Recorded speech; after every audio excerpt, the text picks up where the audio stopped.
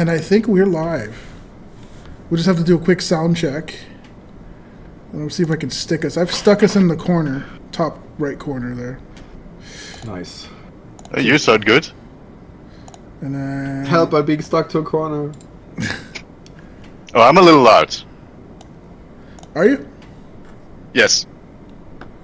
I will turn you down just a tad. Okay, let's see if this works. I got you down a little bit. At least we weren't megaphone core. That for those who are Yeah, that's fine. for those who are joining now or watching the VOD in the future, we had megaphone core for a bit prior to us going live, which is some weird sound setting, and it sounded like he was talking through a megaphone.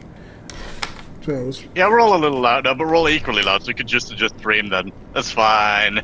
Or we Yeah, could it's just all go a totally little quieter. we can adjust the stream. That's fine. I'd Yeah. rather be heard. So this is going to be our kind of our first little homebrew campfire. Not just homebrew, but this is more of our campfire discussion. Something that doesn't quite fit into the full podcast. More detailed and on topics that are maybe we're passionate about at the moment or we want to speak about. And one of the things I figured would be a really good starting point would be the homebrew setting that I have both Thrax and Khor in on our Tuesday game, the Whispering Woods game, on the continent of Illyria, with the differences of what we bring here to this homebrew compared to what's in like different settings and different systems, how they handle certain topics. And I figured, well, we have Skari and Lena, so we'll do Dwarves and Dragons. It sounded cool. It's not quite Dungeons and Dragons, but I would play Dwarves and Dragons. That would be a cool game. So I think D&D in that context will be a lot of warfare, because they generally don't get along. you just Not usually, anyway. You just have to get the Elf and Goblin expansion, and then we know where it's going. If we're talking, That's total warfare. that's Warhammer. It's Warhammer Total War, and that's actually surprising. Not surprising. That's actually kind of one of the established kind of like dwarven tropes. I think it started off. If we're gonna go back like Tolkien with how the dwarves and the elves used to like be at each other's throats. I mean, in the Hobbit, obviously in the Hobbit books, they kind of actually started fighting each other for a little bit. So there was a bit of a distrust. So there's always been that kind of a trope for dwarves being distrustful of some of the elves, and also hating goblins is another thing that seems to be something similar to it as well. It just really depends. Generally, old mythology were kind of distrustful of everyone. Like, you kind of saw that in my Age of Mythology playthrough, actually, because same source material. They both went back to the Old Norse for that, Tolkien and the Age of Mythology devs. The dwarves were very much their own clan, and they prefer to be left alone to do their thing. And anyone who interferes with that, they don't like that much. So goblins, especially, they would raid and steal their stuff. Like in more modern D&D settings, kobolds are often a problem because they also mine and, go for the shinies. That's also where the dragons come in, because they often serve dragons, and dragons like to sit on that hordes.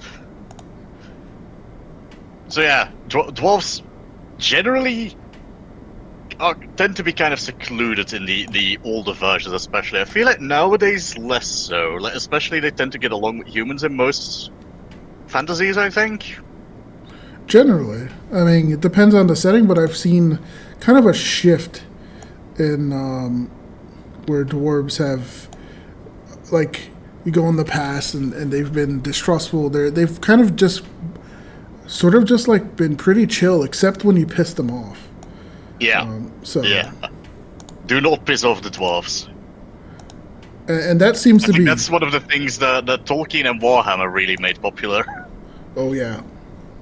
I mean, the Book of Grudges. I mean, I love that concept. It was just like, they just have this giant book of everything that someone has done or some people have done to piss them off. And then they launched them as projectiles from catapults because they're that large, which is, it's just hilarious to me. So So for dwarves, that's always been a thing. And then you have dragons. Dragons is an interesting one as well. Because most interpretations of dragons and a lot of modern media, though it's been shifting, has made dragons out to be kind of like mindless beasts. But traditionally, For a while, yeah. it was like always. That's when I grew up. It was like, oh, they're just mindless beasts. Yeah, I'd say between the 80s and up until the 2000s, that was really the case. Like, dragons were these monsters that you had to slay because they were evil, and even if they could speak, like, they were straight up evil. They want to be controlling, manipulative, they eat people, they eat livestock, they steal treasure. Like, they were generally just, the bad guys. And I'm not sure why that really shifted. Because it has, absolutely, in almost every piece of media that I know of, except Lord of the Rings.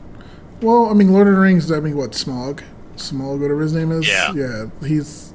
He is a she or he. I forget which, whatever. They are intelligent, but they're basically hoarding gold and evil. So. But that's an element that's often retained, the hoarding instinct. Whether they're good or evil, they like to have their pile of treasure that's theirs.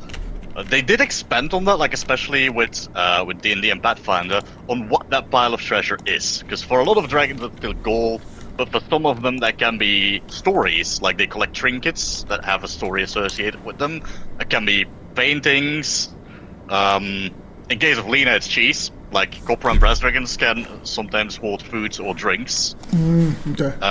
Or in the case of silver dragons, they literally hoard social connections. They tend to infiltrate cities as a noble and then play the politics game. They're good aligned dragons, they do it for good reason, but they like having this big network of connections. That's their hoard.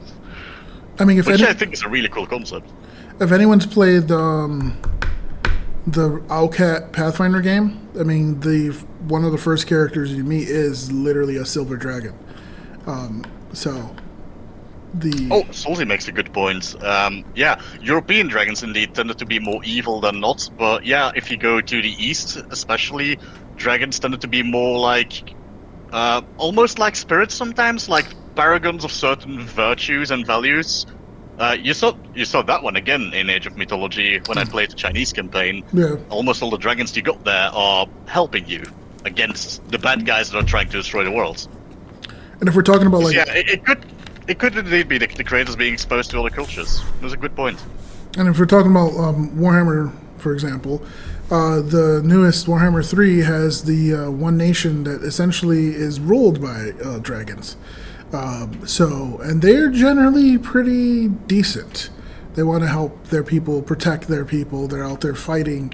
So, I mean, obviously it's Warhammer, so everybody has a little bit of evil, like bad in them in some ways. But they're kind of viewed in as kind of these divine beings, which is kind of cool. So, then of course you have the Warhammer dwarves, which are great. I mean, mohawks and berserking, slaying dwarves. Yeah, there's a reason Scary has an undercut. Yeah. So, yeah, what are Scory's influences actually? That's a good way to get that talk about it. We're pretty fast there. The fact that she's a redhead and has an undercut is actually just ripped straight from the Warhammer Fantasy Slayers, because she's a barbarian on top, so that just made sense for her. Her tattoos are very close to the Warcraft Wildhammer dwarves, the shamanistic dwarf tribe, because she's a spirit barbarian. So I was like, I want the dwarves, or my dwarf, to have a big amount of spiritualism and faith, because I loved it in all my characters. Because I'm a big mythology buff, and the thing is, if you have a world where the gods actually act in the transcendent space where people are, faith would be different, and that's a super interesting topic I tend to get into in every character I play. Yeah, I tend to view that more as fate is not a matter of whether or not you believe. It's you believe, and now you choose which one you specifically honor more than the others. Or you don't specifically honor any of them, that's a valid choice. But like the question of do they exist doesn't get asked because like It's there's answered. a guy over there Yeah. literally performing miracles. Yeah, that's kind of like why it's very interesting that I know in Pathfinder, and I'm not sure in fifth edition, but that you can be like an atheist character, and there are like tenets or whatever for being atheist, and it's less that you believe the gods exist and more of you believe whether or not they're worth being prayed Yeah. to and worshipped, which is like a I really like that interesting concept take. a lot. Yeah, it's a cool Yeah. concept. So. If I have a DM campaign, that's actually the concept based one of the bad guy around. Because bad guy is doing a lot of lifting here as a term instead of a description. Because I would want to make it very questionable whether he's right or not. Like the method is doing obviously bad. Please stop him. But the philosophy, that's where it gets interesting. Oh yeah, so definitely. So we got the influence, the shamanistic and the spiritual influence.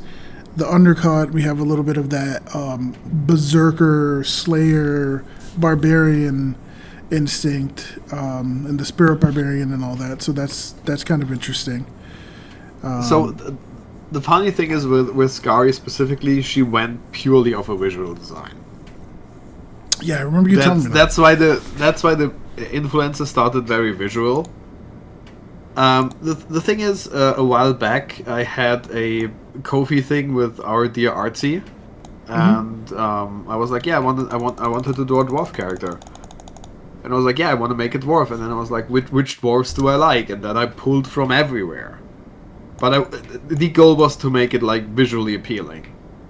That's how Skari started. And I was like, yeah, I want a dwarf, but kind of typical, not typical. Because Skari is, from her mannerisms and what she is, she's a super stereotypical dwarf, but kind of not. And that's what I like in all my characters. Yeah, Like being, I'm. The characters are kind of shaped by their societies or their archetypical behaviors, but they're still their own people. Because I like a good fantasy stereotype. There's nothing wrong with good stereotypes.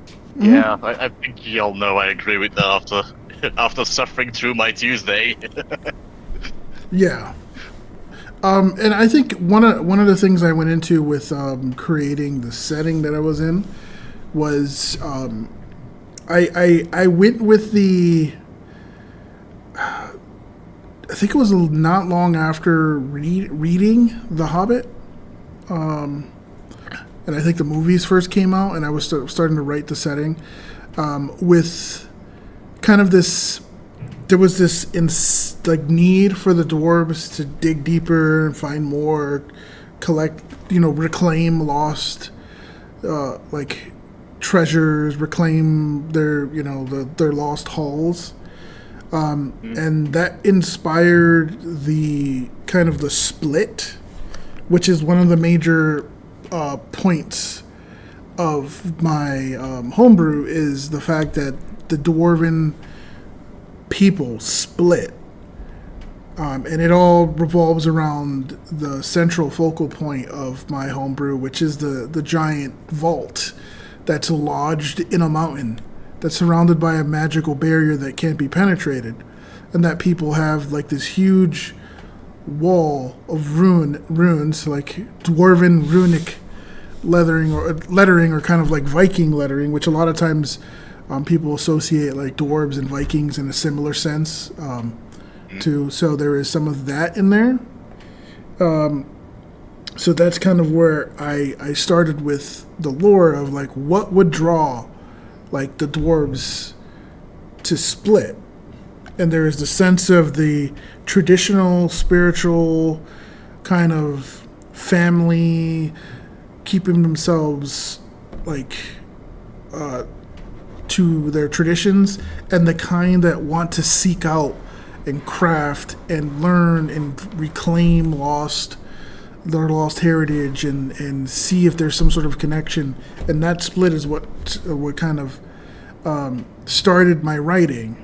And it was really interesting because then there's a character that kind of fits right in the middle, which is Skari. Skari kind of is like, well, she left This one, and now she's dealing. I have an opportunity to have her deal with the other dwarves, like the other two main factions. Of course, there's different dwarves all over and different cultures of them, but the two main groups, and it was nice to kind of see someone be able to tiptoe between the two, even though she may not or ever agree with one side. So Also, the Scary doesn't do tiptoeing. Yeah, that's Lena. Sorry. Lena's tiptoeing, always. Wait, does tiptoe have the concentrate tag? So I'm gonna rage, so I can't do it anyways. It actually does not. Oh, it's sneak. You could sneak while raging, which is the funniest thing. So. Oh wait, sneaking does not take concentration? I don't think it does. That's some I don't fucking think bullshit. so. I actually want to know now. I mean, I'm in Foundry. You guys can join if you want. Move and secret. So no, it does not have the tag of concentrate. Yeah. Oh wait, I'm gonna see if secret doesn't have concentrate built in, because that is still no, it doesn't. Yeah. It doesn't. Okay, no, it doesn't. The funny thing is, Search has concentrate built in. Man, I mean, you're too busy raging. Seek. No, but the thing is that's explicitly exempted. Seek Surprising. is exempted from the concentrate rule. I still can't believe that demoralize is technically a concentrate action. So your angry barbarian who's screaming and smashing shit cannot intimidate someone. Except if you pay the fee tax, yeah. Yeah, which is you should be intimidated passively by that being next to you.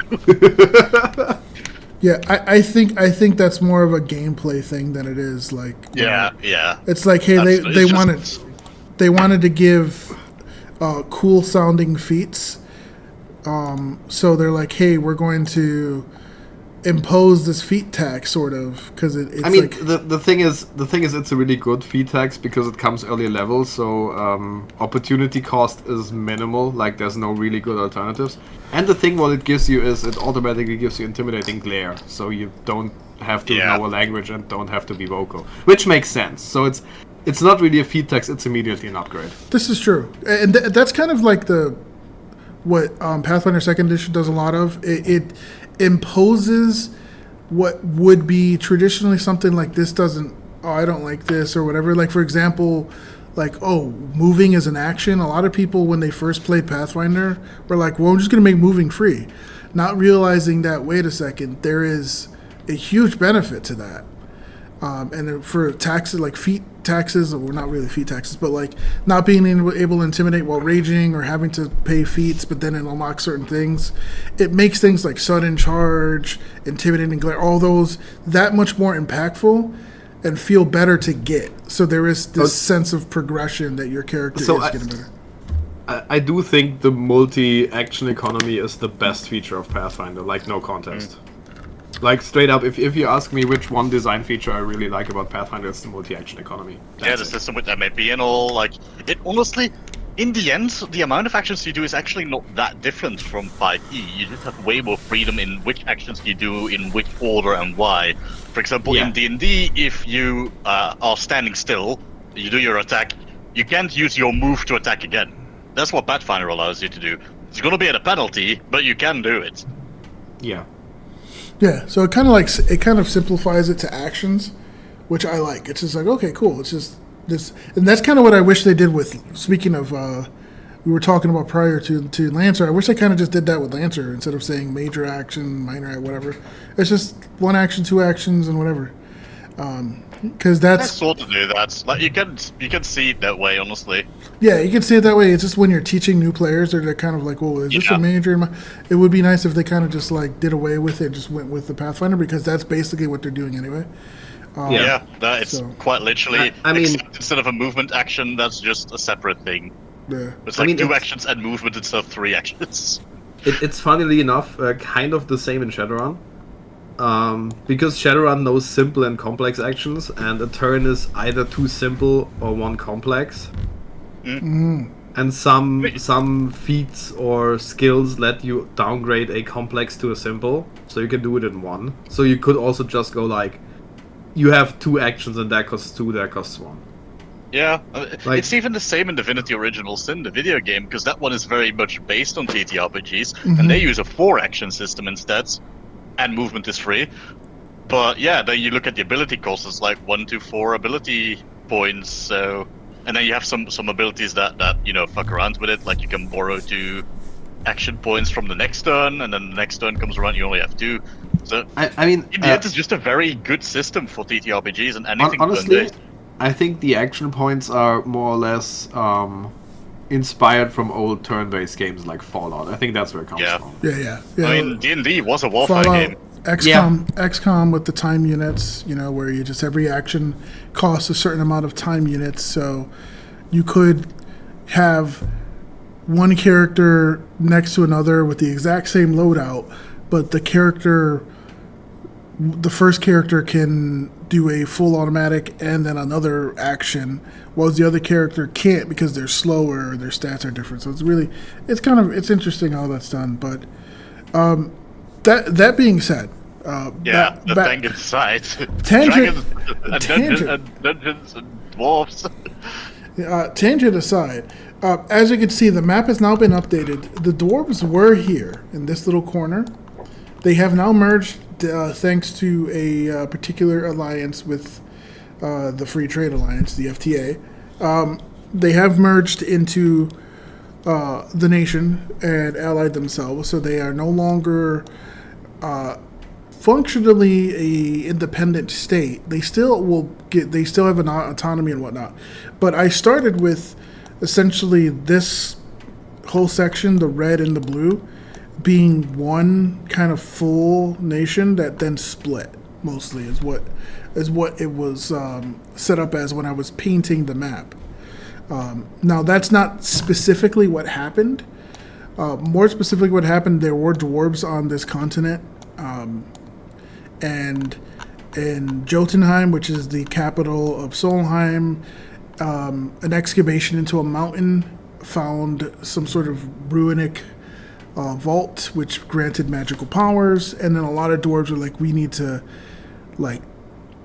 explore this and whatnot. But it was under the jurisdiction of another nation, a bunch of families that had kind of settled in the central area. And so they're like, you know what, we're going to join you and basically forego our clan obligations and whatnot and just focus on studying this and forging and trying to find a way to break the vault. And that's kind of where the story started from in terms of the lore. So that's why the dwarves in my setting are kind of influenced a little bit by like 2 sides. One of the more greedier or needing to find more, because we always heard stories of like, oh, they keep digging deeper and unlocking more stuff is always joking, but that's like, no, literally that's what happened with one of them. So that's kind of where my influences are coming from. It also was one of, like, the greed of dwarves was one of Skari's woes in the beginning before she understood her spiritual possession. Mm-hmm. Because in the beginning, when we still had the old rules for the spirit barbarians, so they could do either void or vitality damage, I had her spirit possession be a duality of spirits. And one of them basically represented the dwarven virtues like hospitality, steadfastness, and all that. And the other one was like the greed and the anger and things like that. And she would channel either. Then player Khor 2 came and it just became spirit damage. So you don't have to muck around with guesstimating enemy resistances and stuff like that. So it was a good change. Yeah. But then I was like, what am I change. gonna... What am I? I like the change too, but then I was like, what am I gonna do with my lore and how I made it, how it works for Skari? She basically always had a singular spirit. Yeah, because you had 2 before, right?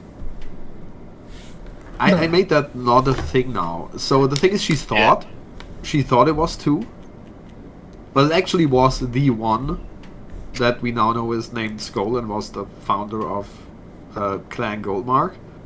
But the thing is, she channeled his good or bad impressions of dwarven society, because he, as we now know also, he was a rebel and he rebelled against the greedy, the backstabby, the horrible dwarves. And that's why when she channeled that, she channeled the dark energies, the void. And when she got to like him thinking about like his comrades and the good things dwarves do, that's when she channeled the vitality. But now it's just spirit because she knows him. That's how I lore-wise explain the rules change from player Khor 1 to player Khor 2. It works well. Yeah, It works, yeah. I was very happy with how that turned out. Yeah, when you explain that to me, because I know you remember explaining that to me, it's like it kind of fits perfectly because it fits into the schism between the dwarves. So the group that went greedy and then the ones that really rebelled. And it also kind of gave a bit more of impact for the Goldmark family being influential because, you know, Skull was basically one of the main rebels, one of the ones that led like, hey, no, we're not going to go down this path of greed. We're going to follow tradition and make sure we take care of our people first before we abandon, because not everybody could go over there. Not everybody have the skill sets that are needed. It was very much a we don't need this. We can do this ourselves. We're good enough. Like, it was just trust in our traditions and our strength. We are dwarves. We can do this. That was his motivation for going like, no, we're not doing this. And Scar is very much on the same page because she adores dwarven culture, even if she got on the bad end of it at some point. Yeah. She thinks her people are awesome but flawed, which is all people. Yeah, and I think that was one of the major points I wanted to get across when when Skari's father basically disowned her, because it would have been as simple as, you know what, hey, this wedding's off, like let's figure something out. But the pride and the tradition meant that he couldn't do that. So the only way he could do that was basically like, well, no, she's not my daughter anymore, so therefore I have nothing to offer you. So now, by tradition, this wedding is off. Instead of just doing it the simple way. But it was kind of a way to show, like, that they're so set in those traditions, and that's how it's so important to them. That's why it was kind of done. But it was also kind of a way of saying that, because he didn't treat her any differently, it was like, you know, you're free. Don't be burdened by your name and your obligations. Be who you want to be, type of a thing. So that was the kind of what I was trying to get across with that whole thing. Yeah, the thing is, it still hurt her a lot, but she understands that that's what it needed. Like, she still kind of hates that it happened, but she accepts that she couldn't have both. Yeah. That's the thing. She gets that that's not a thing. She either submits to tradition and stays with her family, or she doesn't. Yeah, and it was meant to kind of be something impactful and hurtful. That's why it was like, I think it hit the right notes to kind of set this establishment of, you know, the dwarves are set in tradition, even if it's something that, coming from our perspective, you know, of as players in our lives, like something like that, it's like, oh, just say no. It's not a big deal. It's just family name or whatever. It's that for a culture that's centered around that their word and what they do is very important to them. Because again, that is what kind of gets them to that position of status and being able to help, is because people can know, oh, a Goldmark will always follow through with whatever. Again, I was channeling in my my Song of Ice and Fire of a Lannister always pays his debts type of a thing. So it's kind of like it was kind of what was going in my mind, but I wanted to put an interesting twist to it. So, and I think that's kind of more or less solidified where I'm going with the dwarves when it comes to that they're traditionalists in a sense, that they follow code and their word is very important. So if a dwarf tells you they're going to do something, generally they're going to do something. They're going to do their best. they're trustworthy and whatnot. Which is why I also love Roderick, because he just makes up stories and he just says whatever the hell he wants. Because he's kind of that, well, yeah, he's a dwarf. If he's saying that, it must have really happened. So it's kind of like... But the thing is, I'd argue boasting is also a time-honored dwarven tradition. Oh, absolutely. Because that's the tradition, the reputation is very important. I mean, we more or less made a skill about that, right? Yeah, the dwarven... The dwarven flighting. rap battle. The dwarven flighting, which is great. Yeah, it's awesome. So. Which also is inspired by a Bavarian tradition, because Khor, the meatbag piloting the elf and the dwarf, is a Bavarian, and the Bavarians have a tradition where they basically improvise songs that can be mocking or praising. It's a thing we do, like it's a tradition in song. And that combined with the Nordic flighting, because Skari also kind of is a bit Viking coded in some ways. I was like, yeah, no, that an amalgamation of all that would be really cool. And it makes sense because, yeah, dwarves sing a lot. I mean, we played Moria for a while, and the dwarven singing in that really hit different. Yeah, that was really cool. So yeah, that was really, really cool.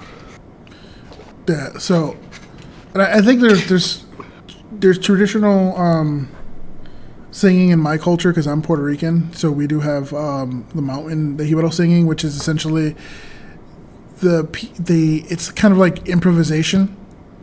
So someone will go up there, they'll start playing a song, and he'll just start singing about what he's seeing around him, or what he's someone will say a word, or he'll see someone and kind of sing about them, and it's like a style of improvisation. And sometimes there's two of them and they go back and forth.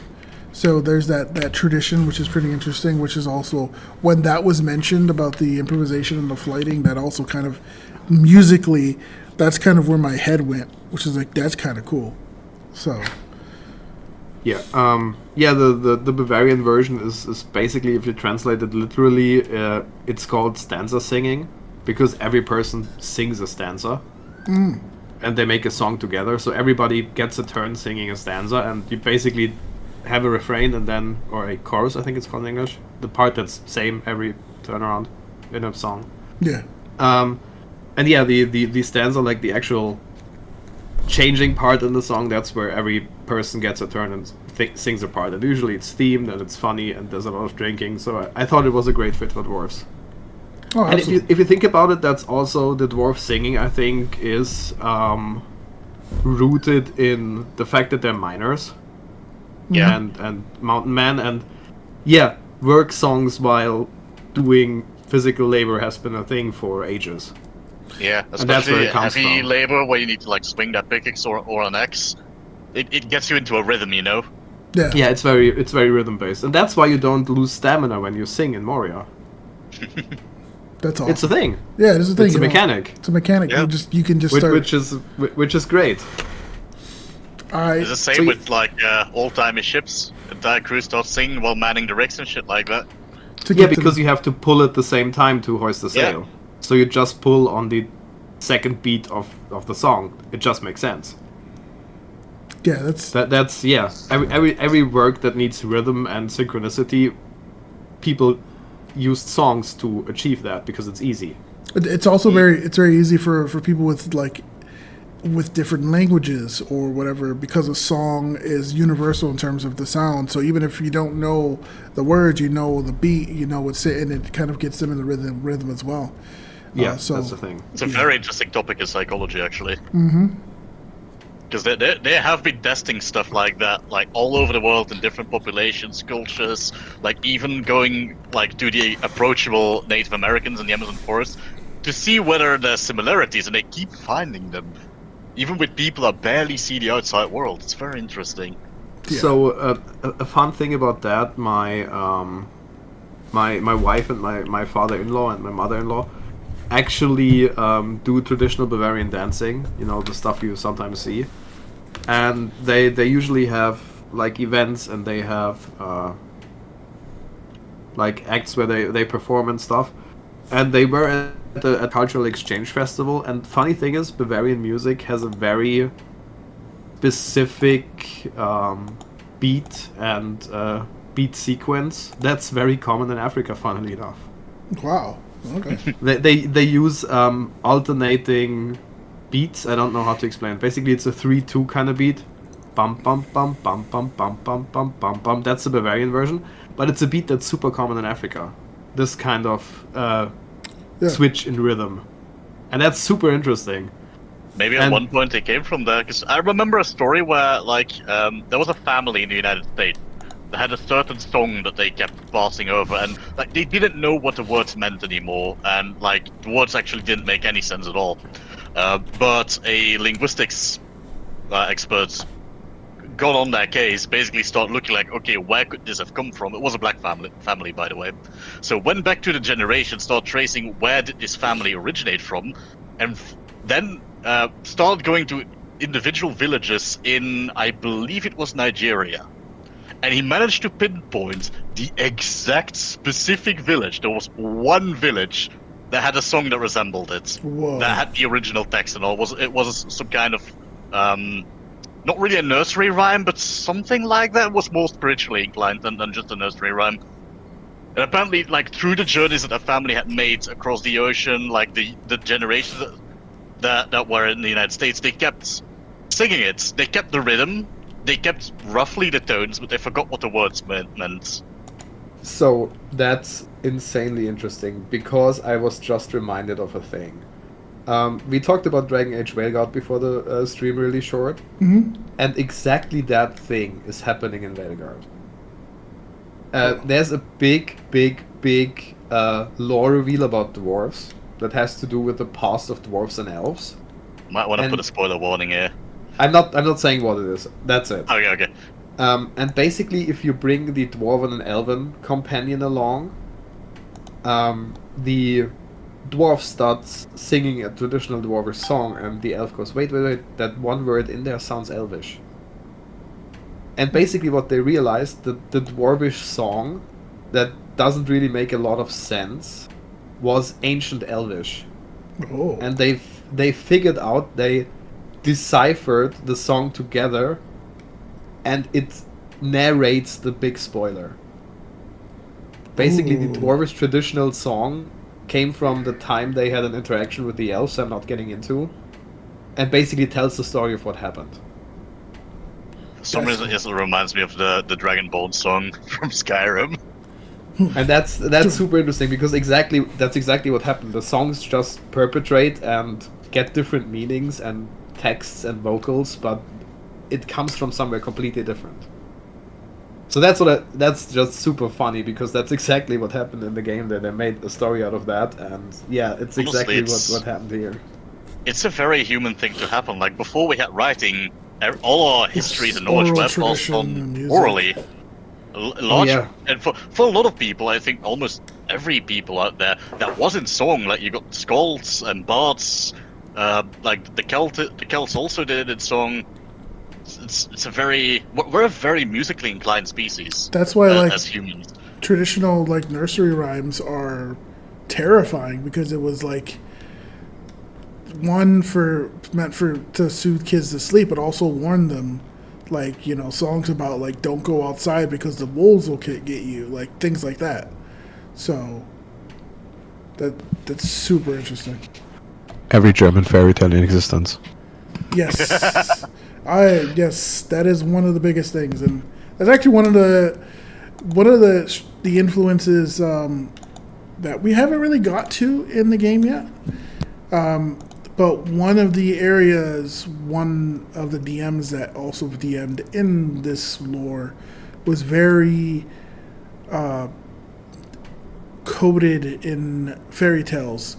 Hence why Wind's dragon, which was the companion, which actually was a character that was played alongside Wind in a play-by-post game. So that's why that character is called Grim, for no particular reason, obviously. So obviously. I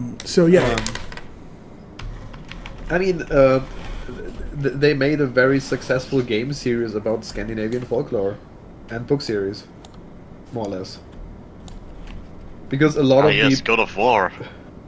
no, the other very successful series. No, 90% of the monsters in Witcher are based on Scandinavian Slavic folklore.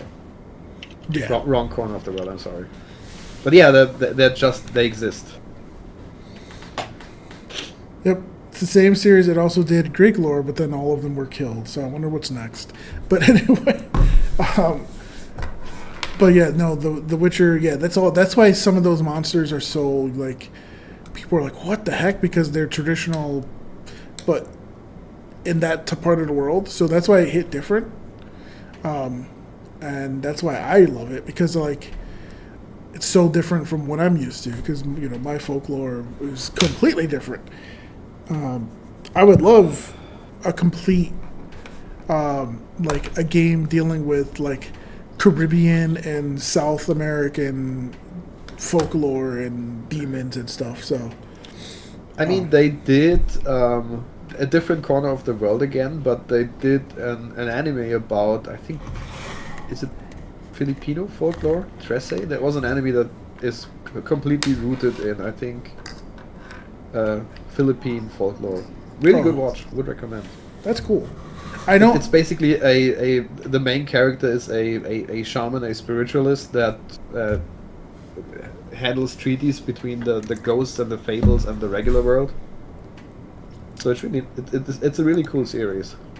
Would recommend. So maybe you get lucky and someone picks up the material of different cultures for something like that. I did see a module for 2nd edition that was Latin American monsters to be added in.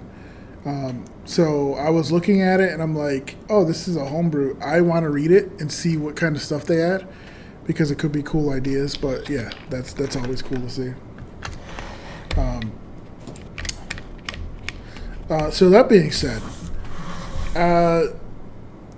speaking of dwarves, so I think most people, when they think of dwarves, are thinking more of like the traditional Tolkien-esque D&D, Dark Eye. Now I'm being told very similar. You said that earlier. Style of dwarves.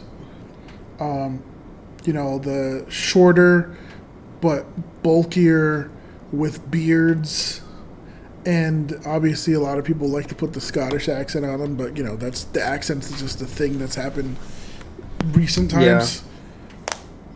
In my home game, we came about that dwarves have a Franconian accent, like a regional German accent. It just happens. It just happens. That's awesome.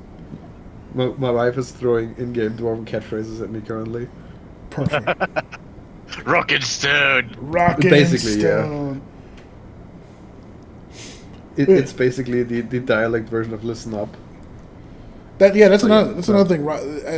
Rock and Stone. I mean, Deep Rock Galactic is just another game that, again, it feels like the greed of dwarves mining and gold and all these resources, and then unleashing all these crazy like bugs and stuff at you, and dealing with the consequence. But the thing is, the Deep Rock Galactic also has these hidden things that's like super traditional dwarf coded. Like every mining dwarf knows the legend of Khor. Yeah. Like there's an honored ancestor there. And also, if you toast the dwarves, there's to the empires of old. There's this dwarven pride again in there, which is also omnipresent in their archetype. There's a very solidly coded dwarven, stereotype. I guess a set of stereotypes. Like when you think dwarf, there's a very specific kind of thing you see before you. They put a nice space twist on that. Mm-hmm. It's very classic, but also not in certain ways, and they add to it, in my opinion. Like the whole Rock and Stone greeting thing is a good way to kind of bring in the singing, but not really, but give it its own thing, Yeah. Well, it's, again, like oral tradition, something that you hear and you just kind of instinctually like, okay, this is what this is the feelings that I get when I hear that, which is something with song, but again, it's just with a saying. Because when someone goes Rock and Stone, you know, like if I were to walk out in the library right now and just yell "Rock and Stone," there'll be like one or two people be like "Rock and Stone to the boat," Yeah. and I'm like, okay, you've played Deep Rock. You just, And then somebody Actually, I have a funny story about that. Because I go to like a fancy fair, like festival in the Netherlands every year, and at some point we're just chilling on the grass, and we see someone walk by with like a fake beard, dressed entirely in blue with a pickaxe. Like it was a very improvised Deep Rock Scouts cosplay, but it was identifiable. So I'm like, I'm not gonna let this opportunity go to waste. I walk up to that person just in the middle of this fucking crowd because a lot of people are just going, "Rock and Stone," and I shit you not, several people instantly. Like, if you know the game, it's a very easy thing to do. Like, the funniest was another guy just running in from like 10 meters away, going "Rock and Stone." nice. Yeah, that's. It was dumb, but it was funny as fuck. It's also like the Deep Rock community is strange, but not in a bad way, because it generally is. I don't know what it is about the game, because it's similar to like the Helldivers community because of how the lore is integrated and how it's like that the community seems to be very like unified and tends to be less toxic. I mean, there's always going to be toxic players, but the thing is, those games are at its core cooperative games, and they just push identity.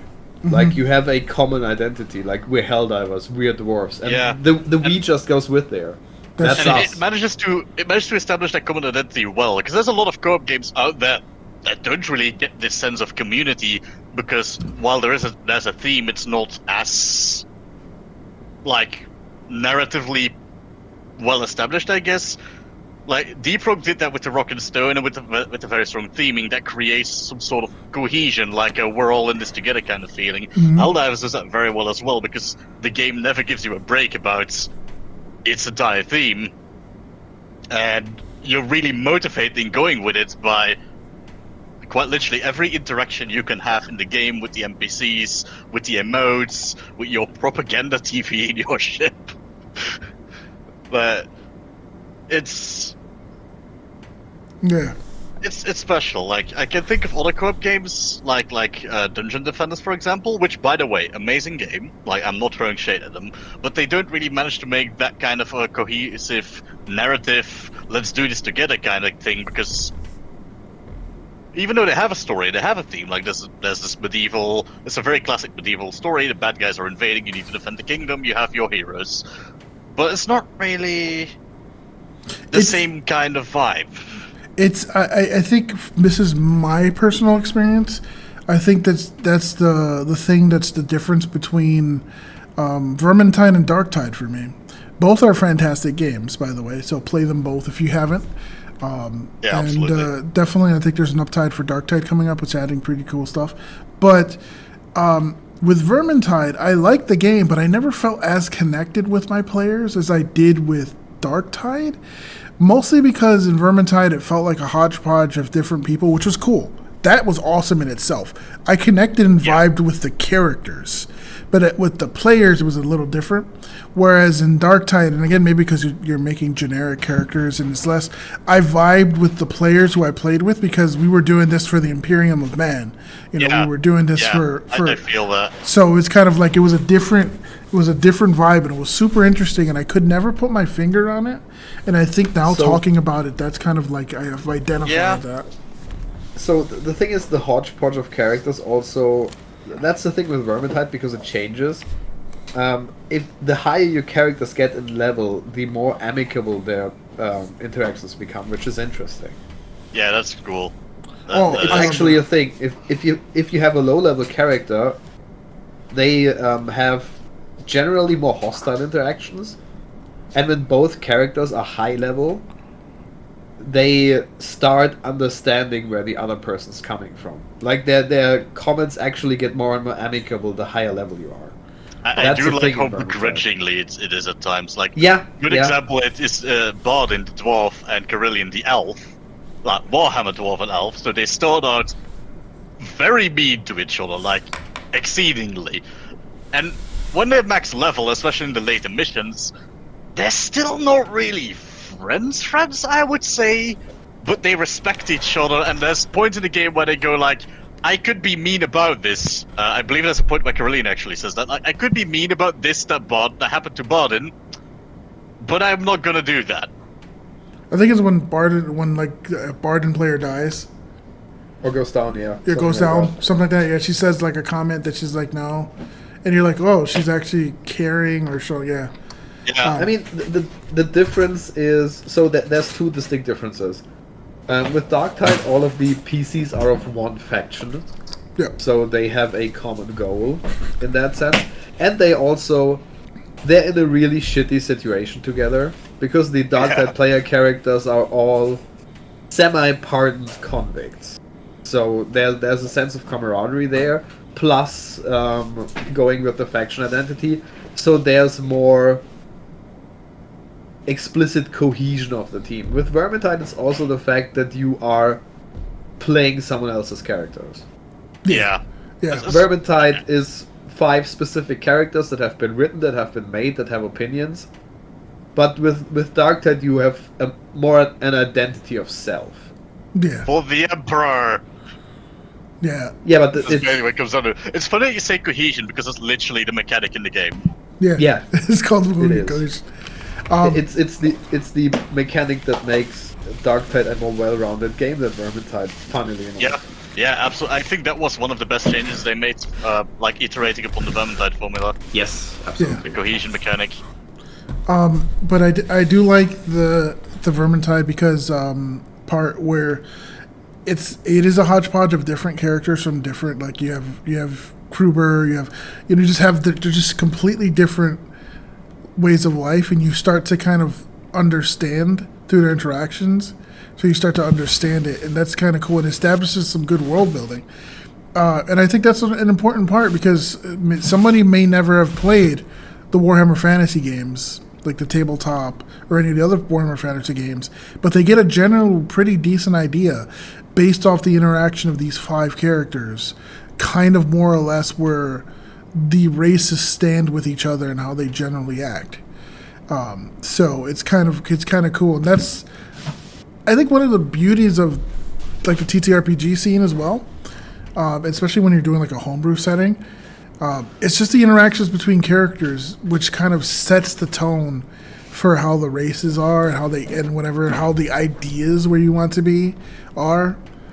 Because like again, my dwarves were very vague because I'm like, I have an idea, but I've never really played, and it wasn't until I had dwarven players that I started to invest more in, like, okay, their character's doing this, so that makes sense. Some dwarves do this or whatever. Like what Solzy said in chat a while back, like a couple minutes ago. Canonically, all the dwarves in I'm gonna say that part of the world, not the entire thing, but they all sound like Kronk, because our one player does a Kronk voice, and he does it so well that we're like, it's actually amazing. I play it with him. We're like, oh, okay. And then he's like, oh, wait, hold on. Let me actually speak common. Then he started busting out with his Scottish accent. He was like, wait a minute.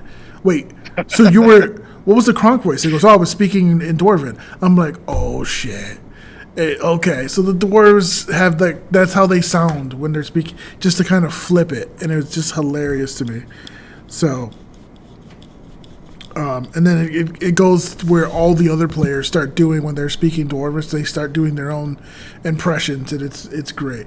So, but yeah, that's kind of like how the world kind of again builds based off the interactions with the players. That's something that can be done very well in TTRPGs. I think that's why I love it so much. So, and it's also happening organically. I mean, I've just pulled stuff out of my ass when talking about Dwarven tradition, because Skari has the ancient blooded background, so she has a super high dwarf lore skill that will auto level to legendary, so she just knows a lot about dwarven culture. That's just how she is.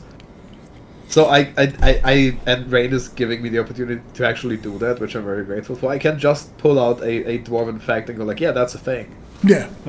I've been doing the same with dragon bullshit. Yeah. No, but I've been keeping So- more to the classics generally. One of the ones I was super proud of was where we were in this old tomb, and you had me do recall knowledge on the stonework, and I basically rolled nothing, and the only thing I said, yeah, it's withered, so it's not dwarven. Because if it was dwarven stonecraft, you could still read it. Yeah. That was the only thing I had. I was like, yeah, that's perfect. Yeah. Like, it gave you no information whatsoever. It just informed that Scary has very high opinions of dwarven craftsmanship. Yeah, that was a lot of fun, and because again, that comes from me. Like, okay, I want to give the player agency even if they fail forward, and that actually comes from me playing out. Like again, one of my first games, or I think my first game was 7C, which is all about failing forward and succeeding a lot. So it's always pushing the narrative forward. So it's not like, oh, you failed, you get nothing. It's like, oh, you failed, but you get something interesting, and that's always the most fun for me. Because I hate like, oh, you failed and the door doesn't open because you failed the lock. I don't do that often. I did it with Dusk because Khor's like, give the door an HP bar. And I'm like, okay, so we gave the door the HP bar and made the Dark Souls HP bar because that was just funny. Yeah, it was. Yeah. That was So- actually funny. Also, Solvi wants you to acknowledge the Kronk voice for all the dwarves in the world, Khor.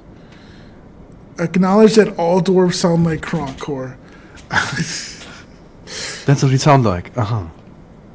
Yeah, it's pretty good. I can't do a friggin' Kronk impression, but I will practice. Okay. If I speak Dwarvish. The thing is, I think a lot of people in our party know Dwarvish now, so you're all in this. Oh, that means Yeah, that, Lena does. Lena's gonna have Lena to. does.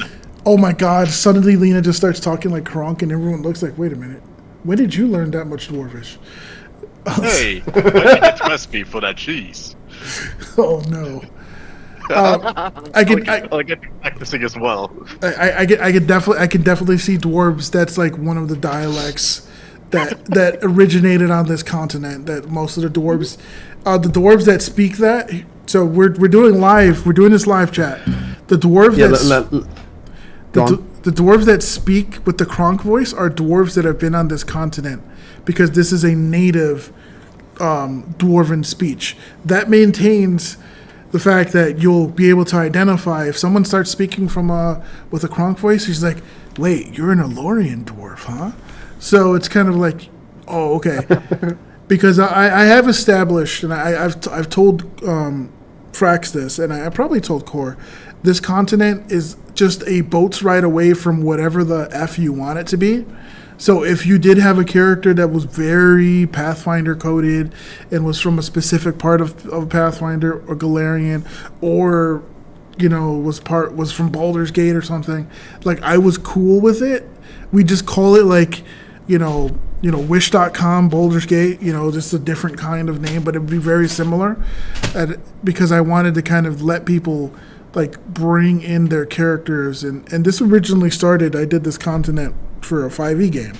So, but I wanted to kind of let all of it be incorporated, even if they need to do like, it's not, Baldur's Gate, it's like Baldur's, door or something. I don't know. So It's Bald Guy's Door. Definitely different. Yeah. Legally distinct Baldur's Gate. Baldur's Gate. Wait, It's not- let me actually give that another try. This is the wrecking mall. The mall made specifically for wrecking. Yes, the wreckers mall. Something like that. I mean, that wall? That mall? You mean that one? Yeah, no, I have to practice my Kronk now. Yeah, it's Thank you, like- it's Solzy. It's a kind of a deep voice. It's. I think once you nail it, you got it, but you gotta get there. We got it. We have to get. I kind of wish I gave Crod more time to maybe even possibly join in on this. But I know I figured he's working. But yeah, we got to get Crod in chat and just be like, all right, it's just gonna be like dwarven lessons with Crod, and it's just like dwarven dialects. So yeah, I can absolutely. A dimensional nexus. Solzy, we don't like the B word in this setting. The boat. Someone say boat. No. The boat that you're about to ride next Yeah. Tuesday. Okay, yeah, that one Technically- was actually also improvised. Yeah. Also, technically, if it has a captain and a first mate, it's a ship, not a boat, no matter the size. We don't like the S word either, because they all float on the shit. I want to say the S word was kind of the C word, isn't it? But that's just actually what it is. Oh my god. Yeah, funny. No, that was actually something I improvised because, like, when that came up when we had the river ride, I just figured that Lena has decent athletics. She can actually, if it came to a check, she can probably swim without any issues. But she's from a desert, and not just like any place in the desert. She doesn't live close to a river. Her specific city was next to an oasis, so streaming water underground. She's seen it. But she had very little boat experience, probably until the ship she took to get to this continent, which probably did not go well. But on top of that, she's not just a native to a place without large swaths of water. She's literally partially made out of metal. Yeah, and I've seen what happens when someone in full armor or metal armor goes in water. It usually doesn't go too well. That's actually doable. Midbuster had a cool episode about that. Yeah. So, to get to our world building and the dwarves again, because I think it's funny. Skari as a dwarf is very atypical because she has raging athlete, so she has a full swim speed when she's raging, so she's an excellent swimmer. Best in the party, I guess. The funny thing is to go to the classic dwarves and dwarves in different settings. In the Dark Eye, dwarves have a -2 racial modifier to swimming. Okay. And they hate it. Yeah, so that makes basically, the Dark Eye has a very extensive skill system. Like there's 30 skills or something. There's a skill for everything. The thing is, you don't get a lot of skill points in the Dark Eye, so it's not super relevant. It's a thing because Dark Eye in the 5th edition also has degrees of success. So the basic succeeding hangs more or less on your attributes, and actual proficiency gives you higher degrees of success, usually. Like if you're athletic, you will be able to swim, but if you actually train, you will get a degree or two higher. That's how it usually works out. But it's still funny that dwarves as a actual modifier on the species, I think Dark Eye still calls it race, is -2 to swimming, +6 to carousing or drinking. Nice. Which is funny. Yeah, the Dark Eye Very nice. actually has a carousing skill, which is always a source of great joy when you play with your friends. Might have to incorporate something like that. The thing is, we had the funniest thing happen because in one of my first games, the dwarf critically failed his carousing check and fell over at the first beer, and he never heard the end of that. Oh my god. Yeah. That Yeah. was horrifying for him, like genuinely horrifying. But that was funny, and that's how the dice inform your stories, and there's nothing you can do about it. Yeah, that's kind of how a lot of things kind of came about with a lot of people's homebrew, but specifically, I think it kind of is where the Kronk voice came from. It was less the dice, but more of a situation where it's like, oh wait, I was speaking Dwarven, and then we just decided to run with it, and it was great. So, but yeah, that's also part of the reason because, I traditionally I've never seen too many like Dwarven sailors. I mean, I know there's Vikings are a thing, and that's definitely that dominated the seas and raided in terms of like, they by sea and all that, but I never really seen too much. I know in Divinity Original Sin, Beast is a sea captain, and I know the dwarves there Yep. do a lot of seafaring. So I actually have to go back on what I said because I just thought about it.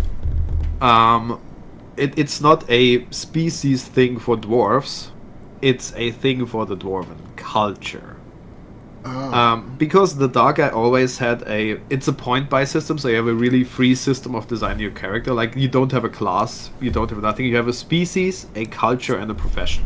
okay, And that's the thing that D&D changed in 5th 24 with the backgrounds. Because the backgrounds got more of a weight to your character.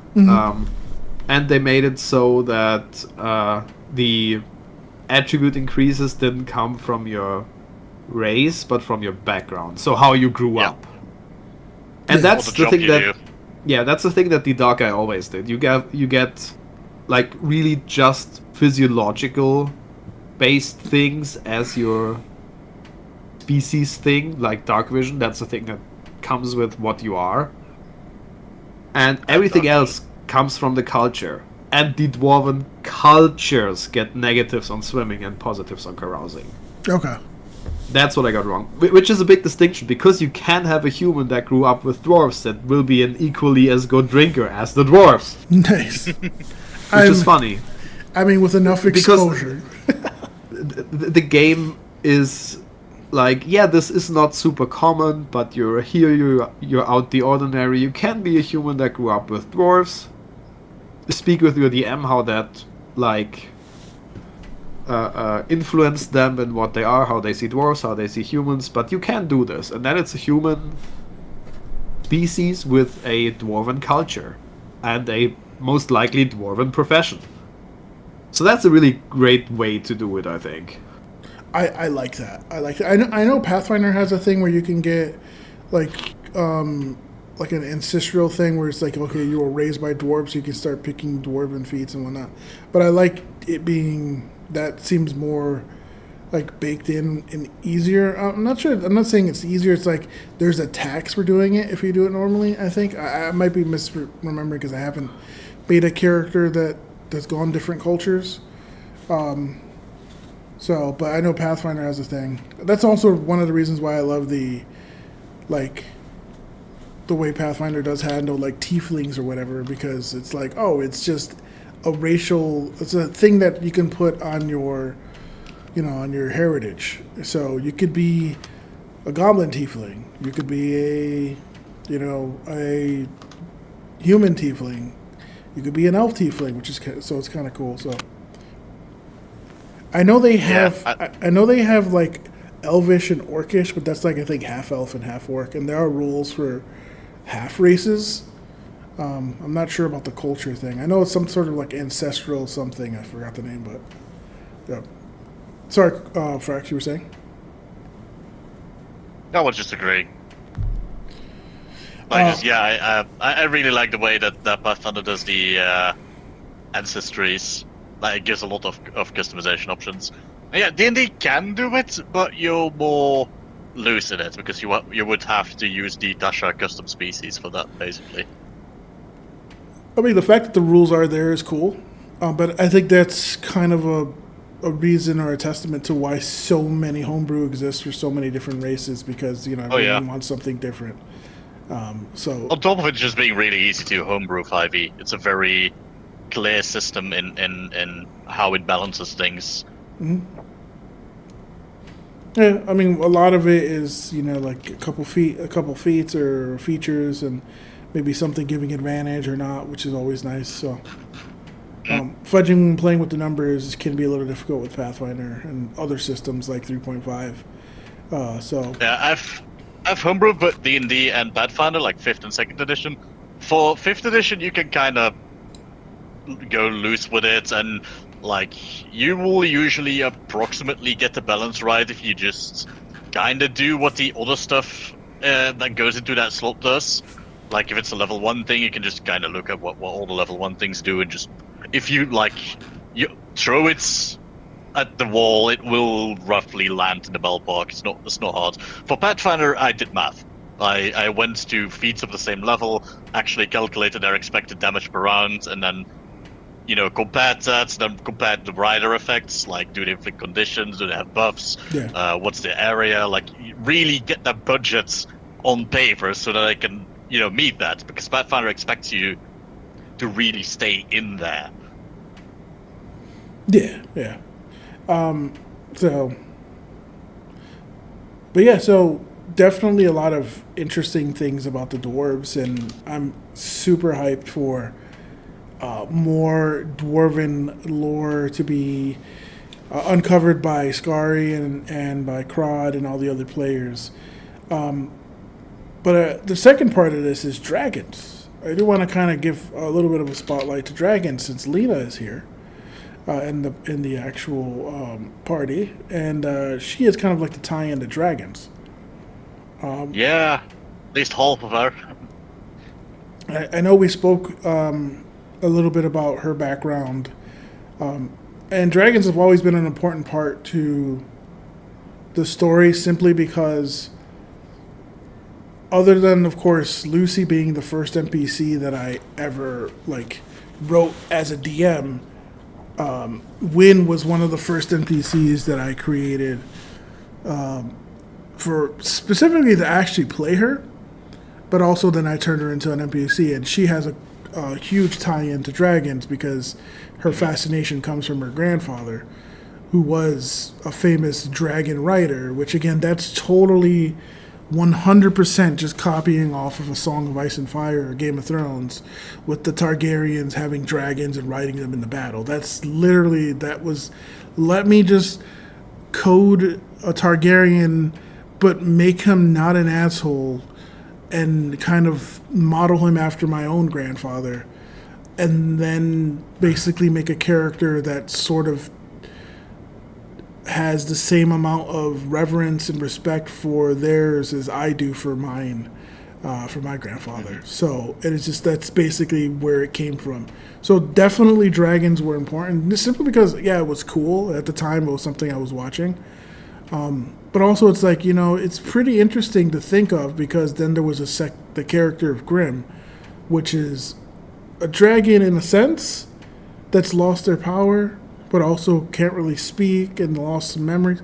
It was kind of like a way into the lore of dragons that was going to be explored, but now we actually have a full-fledged a character that has some dragon heritage, that has actually ties to dragons, which helps out. So I know we spoke a lot about the lore of dragons and how things were going for your character.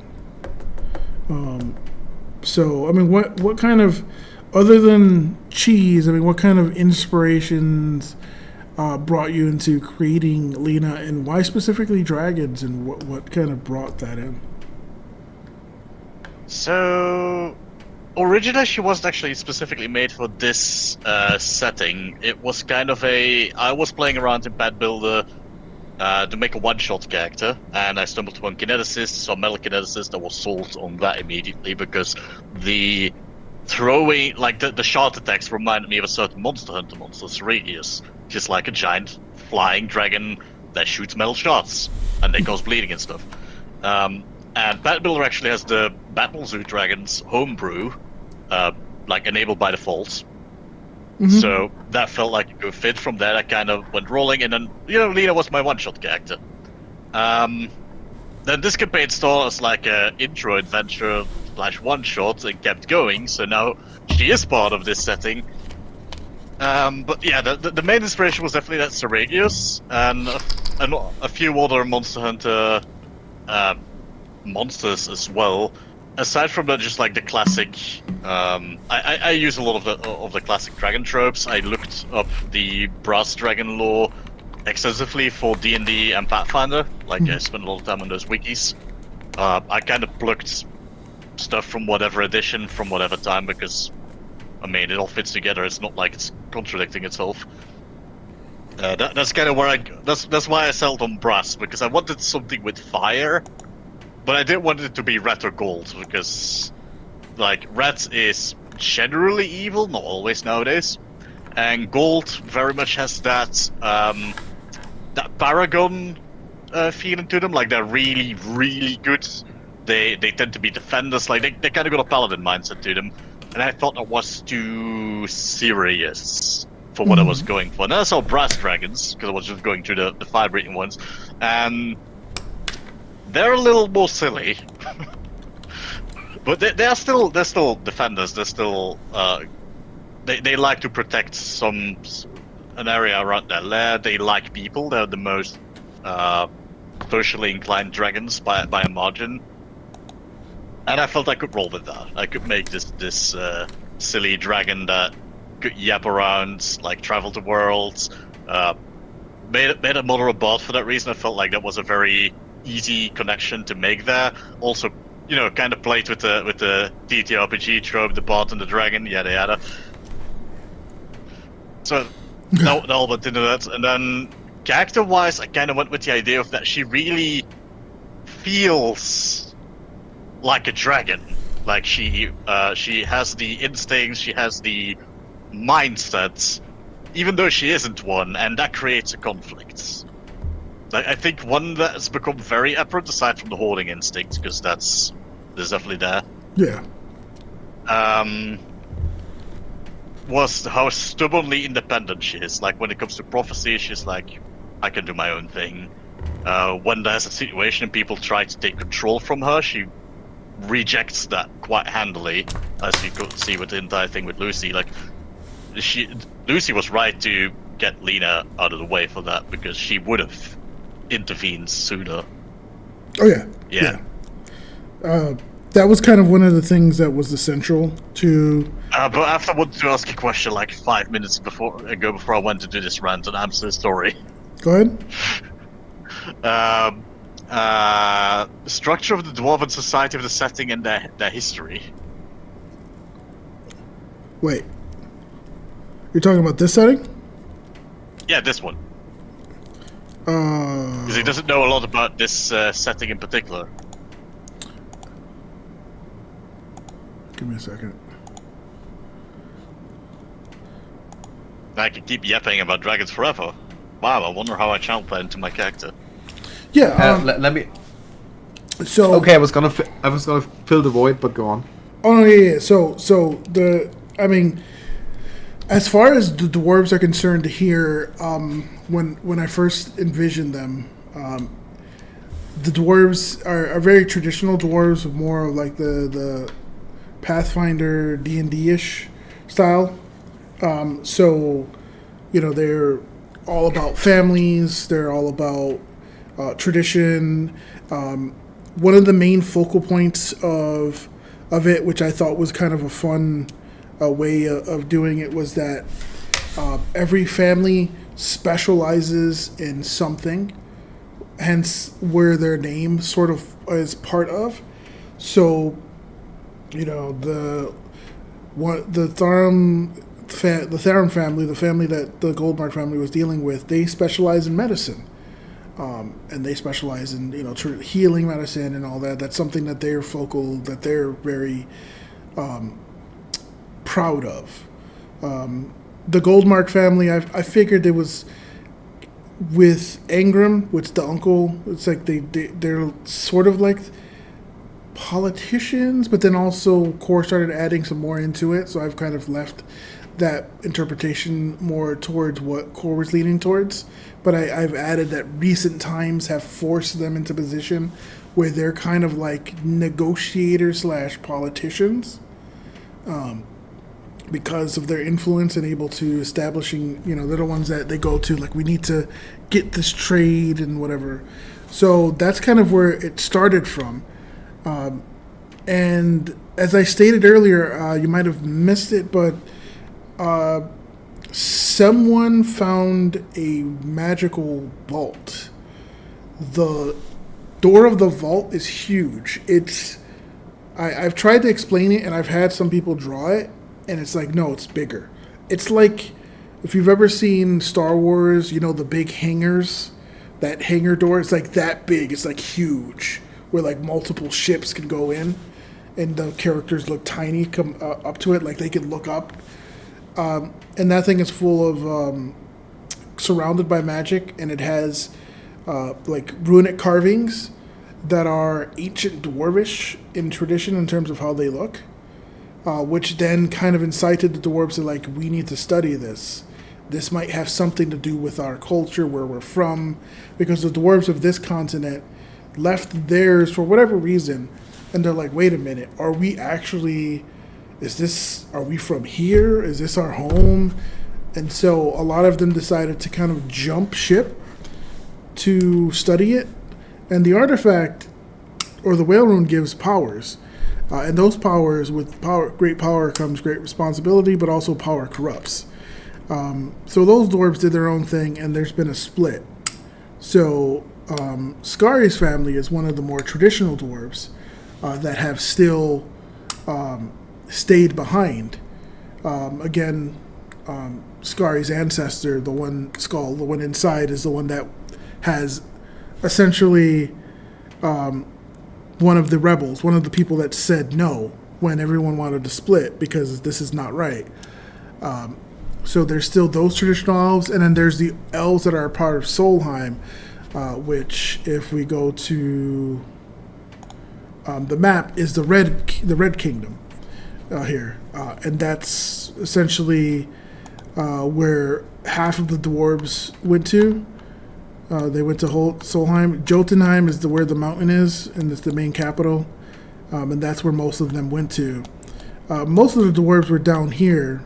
Now this is where they've ended up in, because these are like mountainous terrain with a lot of people kind of like venturing and whatnot. So that's kind of where a lot of the dwarves ended up in. So that's kind of like the structure of the dwarves as far as where they stand currently and where they kind of were in this continent. I mean, hopefully that makes a little bit of sense. I see someone put smelly. I do see that now. Thank you. I will zoom in on that. Would Lena Agreed. really face the map they have? Nah. Yeah. Yeah, she would. So. And did. But yeah. But I kind of want to do a little bit about dragons. We will probably do a part 2 about this because we kind of did a little bit of a rant and sidetrack and whatnot. But Us getting sidetracked? No. Nah. Also, just because I did it in the meantime, I checked because I thought it's interesting. There is no limitation on species and culture in the Dark Eye. It just you have to uncheck common cultures, but you can combine everything as you want. You can play a human raised by dwarves, an elf raised by humans. You can do anything you want. That's cool. So anyway, probably going to do a part 2 with dragons, but anything in particular that stood out that you want to bring up, Frax, before we wind down to finish up for now and then set up a date for a part 2? Are we talking about dragons and more of the other party members? Maybe we'll talk satyrs one week. I think one thing that really is different between the dragons and the dwarves is that the dragons will not really have, at least I think, correct me if I'm wrong, really have this place of their own that they're actually have a country or a council or whatever. I think they tend to be more solitary for the most part, make their lair somewhere and then engage with individual cities, but they wouldn't be land controllers. No, generally, I think not at least on this continent. I didn't really have that too much. There are examples of this being not the thing. For example, we zoom in here. This is actually New Moon City, which is a setting that Soulsy helped create, and that's where a lot of the Monday campaign that I run off stream centers around. And there is a kind of one of the barons or one of the bosses of the city is a dragon. So it's very inspired by Shadowrun, where it's there's this, because again, New Moon City is very cyberpunk. So the neon lights are less electricity and more the different colored elementals that power the city, because a lot of it is run by elemental power, So the dragon there is very kind of from surface level, because I haven't really delved deep into Shadowrun, but that whole Shadowrun, the corporations, some of them have dragons in charge of them or whatnot. And then another one that I mentioned, and we were talking about this, the meme lords of the Mutual Protection Pact and the Lord Captains of Lastaria. Now, the reason why the name came about, and I told Frax, and he loved it, and I think that's why we decided this is where it's coming from. Lastaria is not the actual name. It was, the elves called it the Lost Area, because there was a lot of people. So they just, like, elvished the name. So they called themselves Lost. We're the Lostarians. So this is the Lost Area. So that's basically why the name is what it is. But this is basically almost like a desolate wasteland, other than the cities, which are very opulent and rich because they are all formed by captains. So by essentially pirate captains or bandits or whatever. So these were like the people that ran away from their countries or were doing like crime or whatever. They kind of formed their own area. But over the course of time, due to certain influences, Frax, you probably know about this, a lot of them were kind of convinced and talked into doing more for positive. They still do things. I mean, they were essentially hired and were raiding the dwarves, which was causing a lot of people to die. I mean, they're not innocent. But for the most part, they generally kind of are like, again, a corporation or a group of different city-states run by pirate captains. Yeah. That have been influenced by a brass dragon to be less asshole-ish. And that's kind of one of the major... This is probably the only area that has a lot of dragon influence. Because this was kind of like an area that was segregated and separated.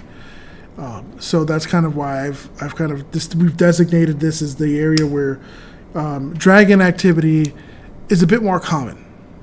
Dragon lore and whatnot is a bit more common. I mean, if you're raiding different lands, you're going to eventually, run into dragons, or a dragon that's like, "Hey, stop raiding my lands. These are my people. I'm supposed to be burning down the cities, not you."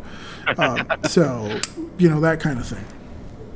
Yeah, well, maybe one of them is actually a captain, like an enterprising. I don't know, an enterprising red dragon or something was like, "Hey, wait, actually, these people could if I get in on this, I can grow my hordes."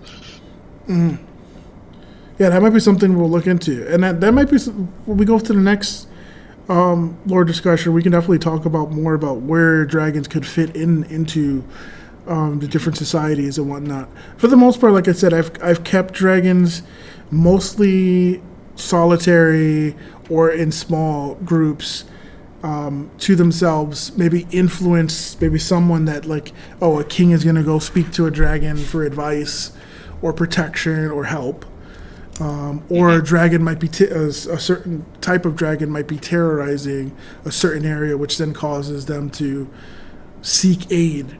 The one place dragons don't really deal much with would be, of course, Solheim. It's hard to be a dragon when someone can just think you out of existence. And imagine that the Empire is also not very popular among dragonkinds, given mind control stones. Yeah, so like this whole entire area is kind of like dragon-less. I mean, they exist, but it's not very very common, and they don't like it as much.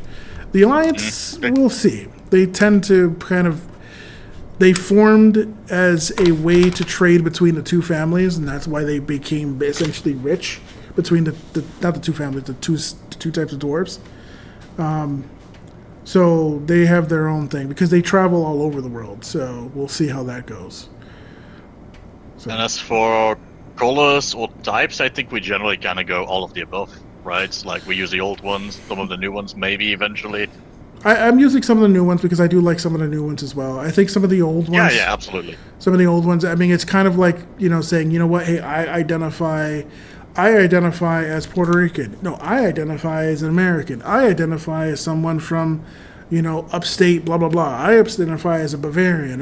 It's like different titles. So the dragons, because it's like, oh, he's an axe dragon, but he kind of has red scales, so he could be a red dragon. So it's So I just think that they can all have their place in the TTRPG. Like generally, the new dragons do not overlap. lore-wise or mechanics-wise overlap. Yeah, so you could just use all of the above. That's kind of what I was going for. Because at the moment I'm very much going with the classic brass from older editions of Pathfinder and D&D. But yeah. So yeah, absolutely. So that might be, again, that's probably where we're gonna go with it, and then we'll definitely have that conversation. Shit. What is D6 for stairs? So Yeah, this is basically get your ass over here. So I know you have to. You got game, so we're ready, and I think I'm running, and they're waiting for me to get back on the desk. So I think we're gonna we'll call it for now. We'll probably do another one of these campfire streams. Maybe somebody has a topic they want to bring up. Feel free, anyone who's watching the VOD or know any of us, if you want us to talk about something in particular and want to join in on one of these chats, you're welcome to. This is around the time I'll be able to do it because I have some off time. So usually Thursdays or Fridays around this time would be pretty good, but we'll see how things go. And as far as rating, I don't have too many options. Gruda's doing his donathon with 3 viewers. So we could... Wait, only 3? We could make that a bigger number for now. Yeah. Yeah, let's hop over. I mean, we're talking about dragons. Dragons anyway. Let's raid one and take his beer. I'm gonna steal all of his cheese. I'm gonna put dwarves and soon dragons raid. Because But the dragons will definitely do a part 2 when we. I feel like there's a lot more to still build up there. Oh yeah. We haven't really even gotten into the Lena storyline yet, other than Lena dying. But yes, so. Almost 2 times. Yeah. She got better though. She got better. She lived. She died, but she lived. So. Witness me, shiny and brass. So, for everyone watching, who's still watching, or everyone watching the VOD, thank you so much. Hopefully, these kind of talks are pretty cool. We'll kind of work on doing some more, get some more format, get some more, this is more of an impromptu, just sit down and let's talk. And we'll definitely do some more of this, especially when things pop up and we want to talk about it. Even recaps. And we'll be putting this on the website. I'm going to be putting this on the website to kind of add to it so we can have a little bit more traffic there. So feel free to check out athnerdcast.com. We have a little website. We're going to be soon writing more articles and having videos. So with that being said, thank you so much. And adios. Adios. Bye-bye. Or as we say in Dwarvish, hey, goodbye. Yeah. Have a good day. See you next time. See ya. Alright. I hit the right button. Seriously.